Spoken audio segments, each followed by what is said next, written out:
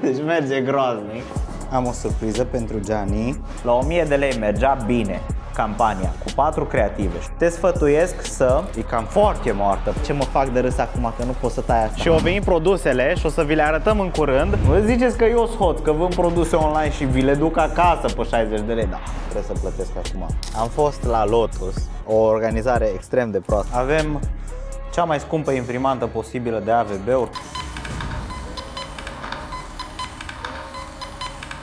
În discuții cu niște chinezi. Welcome to the Martian Unfiltered Life, where entrepreneurship, family life, and good times come together. Deci acum uploadăm pe YouTube vlogul nou și hai să vedeți cum stăm cu rezultatele astăzi. Deci amount spent, am cheltuit 357 de lei, deci avem o vânzare de 189 astăzi la un produs. Deci merge groaznic, merge efectiv groaznic, dar n-avem ce să facem. Ăla e un rost de 0,4, cred că dacă punem și toate prostile ce ne vin. Dar nu contează. Ce am mai făcut azi? Am terminat cartea asta și m-am și filmat 2 ore. Când am terminat cartea asta toată, m-am filmat 2 ore. Aștept să ajungă la Gianni ceva ochelari. Avem de lucru, da? Cam atât pe astăzi. N-am făcut nimic interesant. Ne pregătim pentru challenge-ul ăla ce-l facem. Avem UGC-uri, mai edităm un pic site-uri, dar cam atât momentan pe astăzi. Mergem acasă, e marți și nu mergem cu mâna goală, clar. Am o surpriză pentru Gianni. Niște ochelari de soare. Deci nu mergem cu mâna goală. E târziu, e 5 și sunt fericit. A fost o zi productivă. N-am prea apucat să filmăm. Când apuc, când nu. Da, cam atâta. Cea mai frumoasă fată din lume o veni la mine. Cea mai frumoasă fată din lume. Eu ai frumoasă ești, iubirea mea. Te iubesc așa de mult. Te iubesc, dar ce faci? Da, s-a curat aici. Am vrut să-ți ridic aia. Dar asta nu-i baia mea. Știu, dar și asta e jigoasă. Dar păi de-aia că nu e a mea, că a mea e curată. Bun, deci am niște întrebări de la studenți și vreau să vă zic și vouă cum îi sfătuiesc pe ei. Zice: am rămas fără stoc la un produs, am redus de la 1000 de lei în ad-uri pe zi la 500, după la 250 și merge nu prost, foarte prost. Azi mi-a ajuns stocul și vreau să-l lansez cumva, ce mă sfătuiești? Am câteva zile de când merge foarte prost produsul, nici să urc mult nu pot pentru că am adus doar 500 de produse din cauza bugetului, așa că nu mă pot duce prea sus cu ad-urile. Bun, primul lucru pe care l-am întrebat: câte creative ai în campania de 250 de lei? E o întrebare foarte relevantă, fiindcă dacă la 1000 de lei mergea bine campania cu 4 creative și o scăzut la 250 de lei, e foarte posibil un CPA optim al unei creative să fie, nu știu, 30 de lei, dar să n-apuce 3 din ele să cheltuie câte 29 de lei fiecare, să se ducă 80 de lei acolo, 90, dar să nu facă nicio conversie și cealaltă să facă conversii proaste. În fine, e foarte posibil, aveți grijă cum vă ăsta. Și acum citesc și eu prima oară mesajul ăsta de la el, zice: aceleași 4 cu care am început, am scalat până la 1000 pe zi, rămâneam fără stoc și am scăzut 750, 500, 250 și de atunci am un ROAS de 2, am tot așteptat să-și revină, dar nimic. Și atunci asta e prima decizie. Dacă scazi bugetul, scade și numărul de creative, adică nu poți să ăsta. Ceau, virgulă. Te sfătuiesc să reduci numărul de creative active, virgulă. Odată cu scăderea bugetului, trebuie să ai în vedere că poate majoritatea creativelor au nevoie sau cheltuie aiurea, virgulă. La 250 de lei te sfătuiesc puternic să nu lași 4 creative active, virgulă. Ba chiar îți recomand eventual, până apuci să scalezi înapoi, fiindcă ai probleme de cash flow, virgulă, să alegi cele mai bune 2 creative, virgulă, să faci o campanie nouă în care să le bagi, virgulă, sau să faci un ad set nou în campania respectivă cu buget mai mic, virgulă, și după, când ai bani să scalezi înapoi la 1000 de lei pe zi, să lansezi campania aceasta. Bun, hai să continuăm cu al doilea. Îmi scrie așa: salutare, am și o dilemă, te rog, poate mă poți ajuta. Am un produs pe care l-am importat și am dat drumul la campania pe care a fost testat. Vreo 3 zile a avut ROAS între 5 și 7, și apoi am mărit de ieri bugetul cu 20%, adică de la 200 la 240 de lei.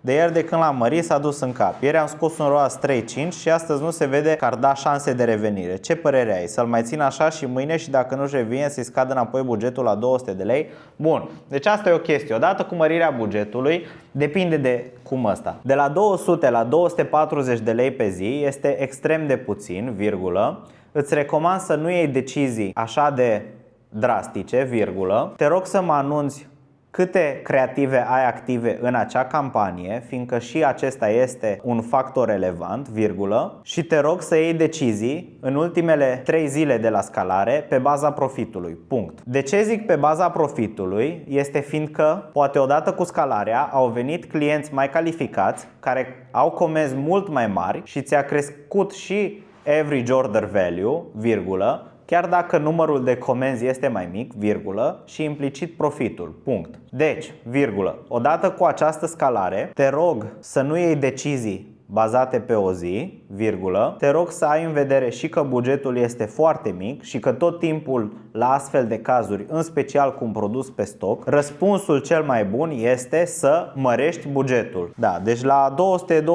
200-250 de lei pe zi vă cam jucați cu norocul, sincer, average order value. Deci vedeți ce cu bun simț, că nu le dau mesaje vocale la studenți, că nu înseamnă că timpul meu e mai prețios ca al lor. Și eu le scriu, doar că le scriu cu ăsta. Deci ați înțeles lecția și de aici, da? Nu mai dau explicații. Deci avem o foarte mare problemă. Mâine avem un podcast, surpriză, și planta asta arată cam moartă.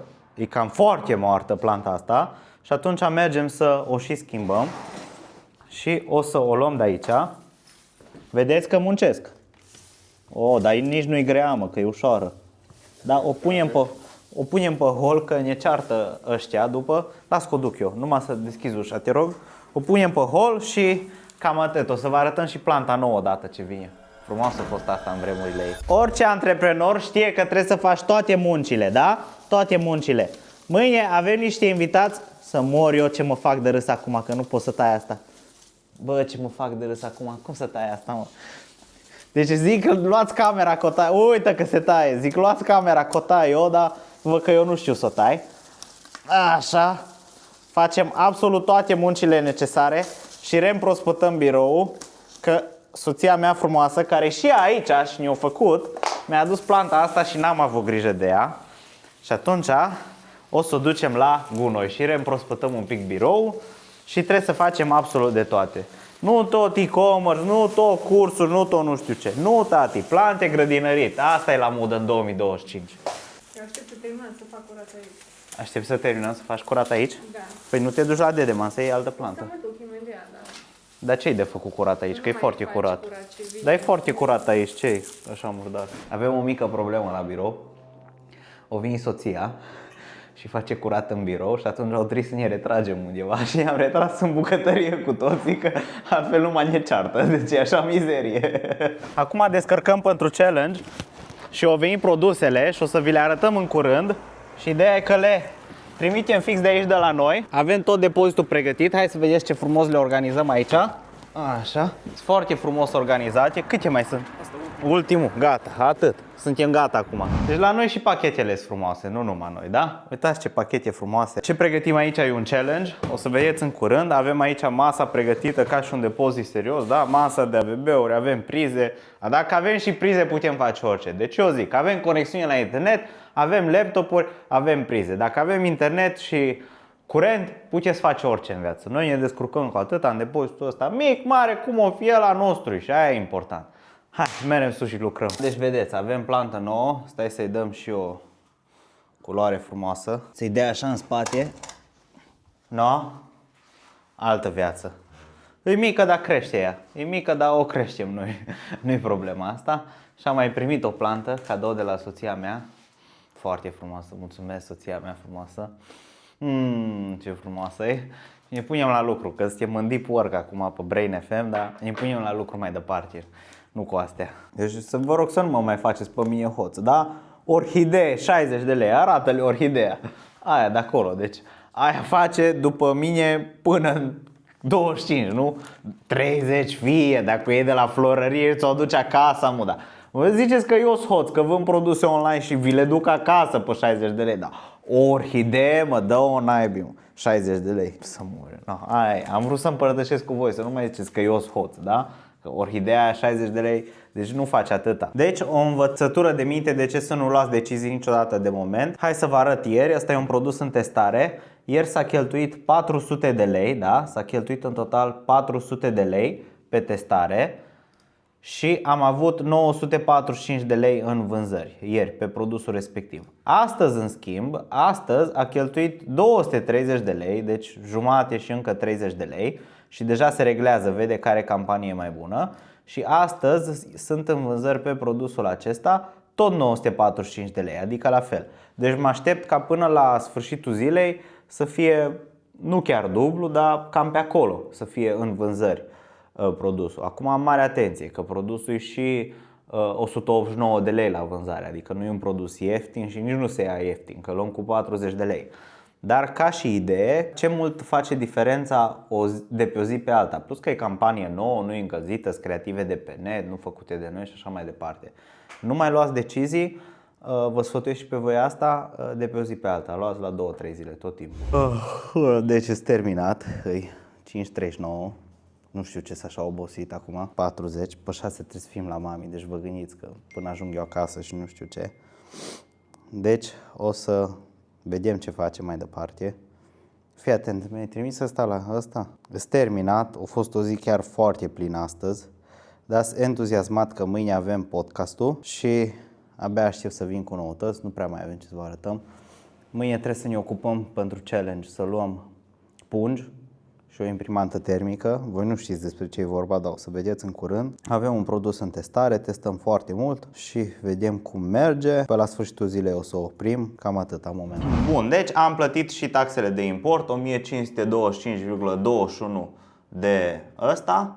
Și dacă veniți aici, stai să șterg astea, hai la calculator să șterg datele astea și AVB-ul. Deci am luat așa, 1000 de bucăți, $1110 pe AVB. Aia au fost 5517 lei, tranzacția efectiv după toate comisioanele din bancă. Atât am mai plătit acum la vamă și atunci totalul a fost 7042 de lei și atunci pe bucată mi iese 7 lei, da? Și în vlog cât am zis că este? 7 lei 70 am aproximat noi, dar tot acolo iese. În fine, iese bine orice ar fi. Important e că am făcut importul, să le și dăm dovada plății la DHL. Și gata momentan. Deci normal că noi avem stoc, avem totul pregătit, nu avem imprimantă termică. Deci vă dați seama. Hai să, acum se face plata, no thanks. Bun, trebuie să o confirm, da? Confirmare, stai un pic. Da, vedeți, label print, trebuie să plătesc acum. Am luat o imprimantă termică pe care am văzut-o că toți o folosesc. Și atunci o folosim și noi tot pe aia, 1000 și ceva de lei și am mai luat niște role. Și sperăm că ajunge pe mâine, că totuși ar cam trebui să dăm drumul și să vedem acum ce este. Gata, comandă plasată, perfect. O chestie la care sunt un foarte mare adept este să îți plătești tot timpul furnizorii, indiferent că îți fac o treabă bună sau nu. Ați văzut în vlogul trecut că am încercat să găsesc pe cineva care să mă ajute cu facerea unui site și nu s-o descurcat deloc, deci nimic din ce am zis eu. Aia este, nu m-am enervat, nu nimica. Dar pe scurt i-am zis, dăm contul să-ți trimit 50 de euro pentru deranj. Deci deranjul făcut la stadiu de minim, da? Deci nu se făcea nimica. Și ca să vedeți că sunt de ăsta, au zis da, dacă vrei doar să-i trimit așa. Și i-am și trimis banii, stai că dau pe tranzacție să nu ziceți că nu, da? 50 de ăsta, stai să acopăr numărul lui, numele lui, așa, 250 de ron. I-am trimis la om 50 de euro pentru nimic practic, dar tot timpul să vă plătiți furnizorii, fiindcă poate să vi se întoarcă în rău chestiile astea dacă nu sunteți corecți, în sensul că da, ne-am înțeles la un preț pentru o treabă, s-a început un pic, eram la pasul 2 din 10, deci foarte un pic. N-am făcut o treabă, n-am dus-o la bun sfârșit, cu toate astea l-am plătit pentru că într-adevăr s-a deranjat și atunci merită plătiți și voi. Bun, deci am avut un nou produs la testare. Vreau să se vadă aici că a mers 705 lei în reclame, da? Se vede. Bun, acum să se vadă, ține tot așa, fără numele ăsta, o să blurăm aici. Sunt în total 14 comenzi, toate de 189 de lei. Una a fost plătită, am rezolvat cu doamna, da? Bun, și atunci avem în felul următor. În reclame s-au dus 706 lei, 706. Numărul de comenzi a fost 14. Numărul de bucăți vândute tot 14. Costul de bucată noi astea le luăm la cât? 60 de lei, așa? Da, 60 de lei și total vânzări a fost de 189 ori 14, adică 2646. 2646. Bun, și atunci, dacă venim un pic, vedem că am avut un cost de achiziție CPA de 50 de lei, costul de ăsta 60 de lei, deci în total am avut cheltuieli 110 lei, mai vine 20 transportul, 19, mă rog, în fine.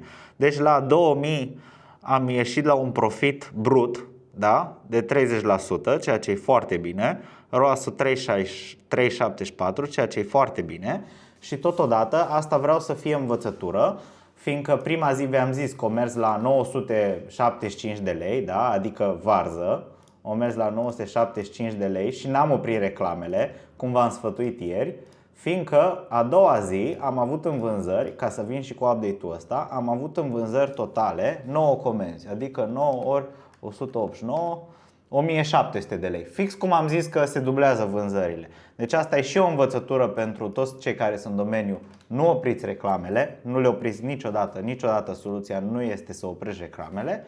Și al doilea lucru este că am mai găsit un winner, prețul de achiziție 60 de lei, da, e corect. Prețul de vânzare 189 cu tot cu transport, e corect, ieșim la un profit de 30% și putem să mai facem multe alte lucruri cu el, deci e bestial. Cum am discutat, profitul este 189 ori 0,3, că atât ai 30%, adică 56,7 lei pe comandă. Este profitul la acest produs, în condițiile în care noi îl luăm la 60. Acum, de dragul calculului, hai să facem 60 produsul, 60 profitul, la atâta ne iese și eu zic că ieșim foarte bine în momentul de față, eu zic că ieșim bestial.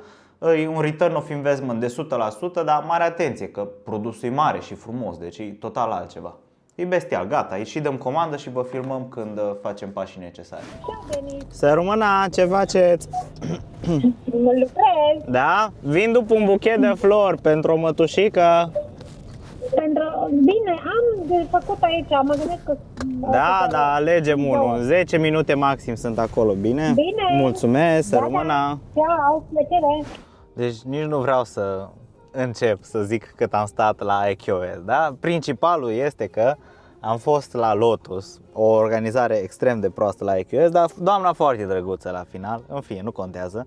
Ne-am luat un IQOS, că Gianni m-a făcut să fiu obsedat de când ea fumează de asta.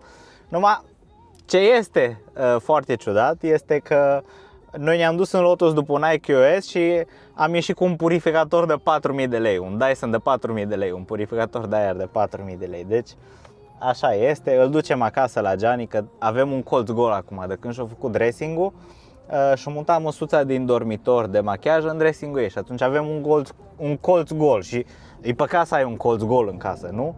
Și atunci o trimit umplut cu ceva, mi-a trimis ce-i trebuie și acum asta este. Eu sper că face ceva, ăla nu-i numai foarte scump, dar aia e, dacă ea vrea, aia luăm. Terminat încă un podcast foarte fain, e 9:27 și acum ne împachetăm să mergem acasă. Foarte fain, invitatul a plecat deja. Sunt băieții. Și foarte tare au ieșit. Și abia aștept să-l postăm mâine. Nu cred că îl postăm mâine, dar eu sper.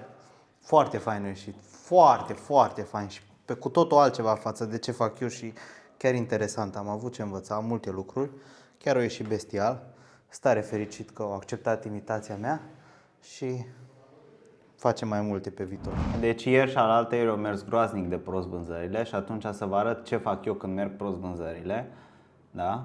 Vedeți că bugetul e la 500, îi dau edit, selectez tot, dau 750 și public. Da? Deci tot timpul răspunsul e măriți bugetul. Tot timpul ăsta e cel mai bun răspuns. Măriți bugetul, efectiv. Degeaba o zic, eu tot o zic și la studenți, o zic la toată lumea. Tot timpul cel mai bun răspuns este măriți bugetul. Deci am început cu dreptul, da? Avem Cea mai scumpă imprimantă posibilă de AVB-uri, toată lumea zice că e cea mai tare, n-avem tuș la ea. Am început cu dreptul, avem comenzi de peste weekend, am putea să le trimitem, nu trimitem absolut nimic momentan. Așteptăm să vină colegul nostru cu tușul, dar normal că Gianni acum și-o găsit să meargă în Lotus și atunci trebuie să meargă cu ea, bine că măcar nu mă duc eu. Și cam atâta la început de săptămână pe luni. Avem 4 produse, 2 gata pregătite de testare, încă 2 la care vrem să le testăm găsite pe weekend și vedem ce facem, cum ne extindem toată treaba. Merg foarte prost reclamele, dar v-am arătat că răspunsul când merg prost reclamele e să mărești bugetul tot timpul. Deci tot timpul trebuie să mărești bugetul când merg prost reclamele. Este, merem mai departe, merem și pe minus, nu ne doare că avem de unde, Doamne fi lăudat, dar merem un pic numai. Deci nu se poate așa ceva. Deci am mărit bugetul și 9 minute deja am 3 comenzi, da? 2 de 159, una de 79. Se vede ceva? Mă rog, mă credeți voi. Deci, pe cuvânt, ăsta e răspunsul tot timpul. Când nu merge, nu opriți, măriți bugetul. Pe cuvânt. Deci eu nu fac altă tactică. Eu refuz să mai fac altă tactică de acum încolo. Asta e cea mai bună. Deci este marți și ne-am făcut deja și to-do-urile pe azi. Avem de făcut încă o reclamă la un produs pe care îl avem. Mai avem de făcut un site nou numai pentru testări și să lansăm 2 testări astăzi. Mai avem de făcut, fiecare coleg din birou și eu inclusiv facem o reclamă pentru jurnalul Anei, dar statică, tip poză. Și atunci vom face în trecere și o să vă o punem la fiecare să vedeți și voi care e cea mai tare reclamă. Ce am făcut eu și colegii mei, să vedem. Și ce am zis că mai avem? Da, să mai facem niște shorturi din vloguri, că e foarte interesant. Cam avem de lucru momentan pentru primele 2-3 ore. După ne punem pe împachetat și astea și apoi vom vedea ce și cum. Revenim. Cea mai serioasă firmă de e-commerce din lume. Uitați aici, avem o mică problemă. Noi nu știm să transportăm o mașini mai ieftine și atunci asta e mașina noastră de marfă, da? Un Peugeot 2023 cu nici 5.000 de kilometri, cu scaune roșii frumos. Abia aștept să vină produsul ăsta, abia aștept să-l duc și acasă la David. Ăsta e un produs sufletului meu foarte tare, așa că hai că mă prefac că dau eu jos amul pe cameră și spune când oprești, bine? Deci avem un produs nou, sunt foarte fericit de el. Și vă și zic că am făcut un video short pe ăsta, puteți să vă uitați. Am avut 470 de lei în ad spend și am avut comenzi în valoare de 3300 și ceva, nu mă mai cam ieșit de acolo. Dar foarte fain produsul, sunt foarte fericit cu el. Mă bucur că a ieșit atâta și atâta de bine. Și acum să vedem ce facem mai departe. Încercăm să optimizăm niște importuri. Suntem în discuții cu niște chinezi. Deci avem de lucru, n-am prea filmat zilele astea, dar am fost extrem de ocupați. Astăzi ce se întâmplă? Terminăm testul la un alt produs astăzi, care merge binișor. Gen, ca să vă zic așa o mică chestie cum merge, momentan, asta e a doua zi de test, momentan avem în vânzări avem 576 de lei și ca și ăsta o mers, nu e așa de bine, nu e așa de rău. În total în reclame 348, nu e așa de bine. Dar vedem nu decidem, nu luăm o decizie pe moment oricum. La o creativă avem CPA de 14 lei și la cealaltă avem 66 de lei. Deci asta a fost ieri. Deci gândiți-vă că Facebook acum o să vadă că cealaltă creativă merge bine, dar aparent nu i-a dat buget nici astăzi. Astăzi nu avem nicio vânzare pe el, văd.